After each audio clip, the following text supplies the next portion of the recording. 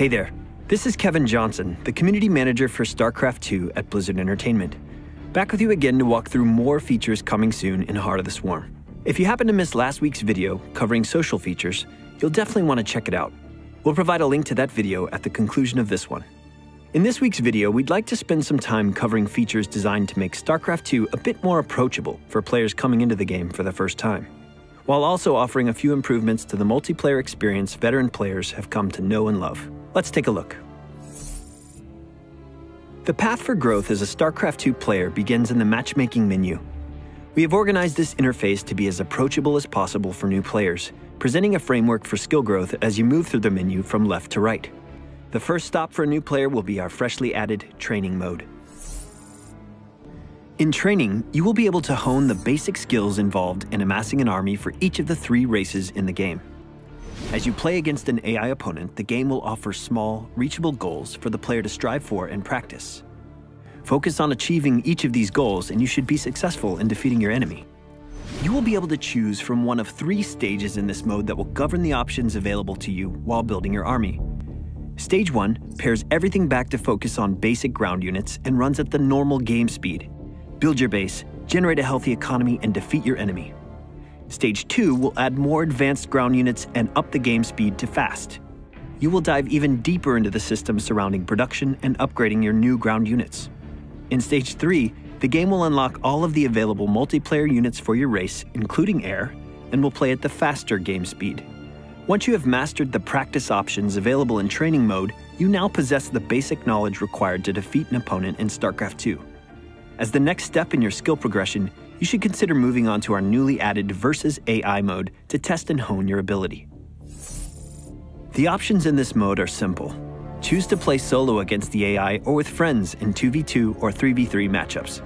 What also makes this mode unique from general AI matches found in Wings of Liberty is that we designed it to intelligently pair you with difficulty settings that align with your ability.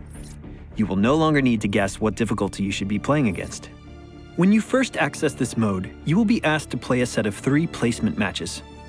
Based on your performance in those matches, the game will pair you with an AI difficulty that is appropriate for you. Continue to play and hone your skills in this mode, and you will begin to access the more challenging difficulty settings. There are numerous tiers of difficulty to the game, so there will be plenty of opportunities to take on a larger challenge. Use the Versus AI to improve your ability with the game in preparation for competition against other players, or simply enjoy the steady, competitive challenge of playing multiplayer against an equally matched, computer-driven opponent.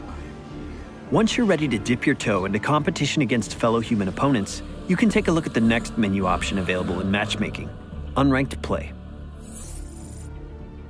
For those of you who played in Wings of Liberty, we received a ton of feedback from players asking for the ability to play competitively without worrying about how their performance would affect their official ladder ranking. Well, we have brought that feature to Heart of the Swarm with Unranked Play. You can benefit from finding great games using our excellent matchmaking system without having to worry about being ranked on a ladder.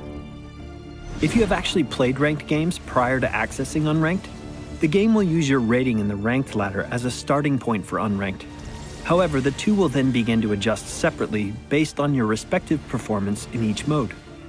Now you can finally start practicing with that other race you've always wanted to pick up, or simply enjoy practicing against opponents without the pressure of feeling like you're being graded on your performance. Of course, taking the far right position in the matchmaking menu is your access to Ranked Play. This is the traditional multiplayer experience that players are accustomed to from Wings of Liberty. Playing in ranked mode will allow you to be placed on the official BattleNet ladder and within a league appropriate to your ability. When you feel like you have practiced the game enough that you are ready to see just how good your skills compare with the rest of the world, this is your place. Keep in mind that if you ever wanted to arrange a competitive game with friends or even run a small tournament, you can still find custom games by way of the menu option located on the home screen. Lastly, we also want to talk about our new leveling system. Every time you play a game, be it against the AI in training or versus mode, a custom game, or unranked and ranked ladder matches, you will earn experience points for the race that you are playing with. Each race is capped at 30 levels, and your current cumulative level total across all races is displayed in the bottom left-hand corner of your portrait. That means you will hit the level cap at 90 if you've managed to max out all the experience available for each of the races. All along the journey from level 1 to 30, you will earn rewards for your respective race upon completing various levels. These can be anything from the traditional portrait images you may be familiar with from Wings of Liberty, to decals that will display on your buildings in-game. We are even offering new skins for your units and dance animations that you can use to celebrate your victory over opponents. We look forward to hearing what the community thinks about this new experience system and plan to make additions and improvements throughout the future life of StarCraft 2. That pretty much covers everything we wanted to discuss regarding accessibility and training improvements coming in Heart of the Swarm. The game launches on March 12th of this year, so mark your calendars. We'll be back with you again next week to take a look at features designed to improve the experience surrounding multiplayer games and esports. Talk to you soon.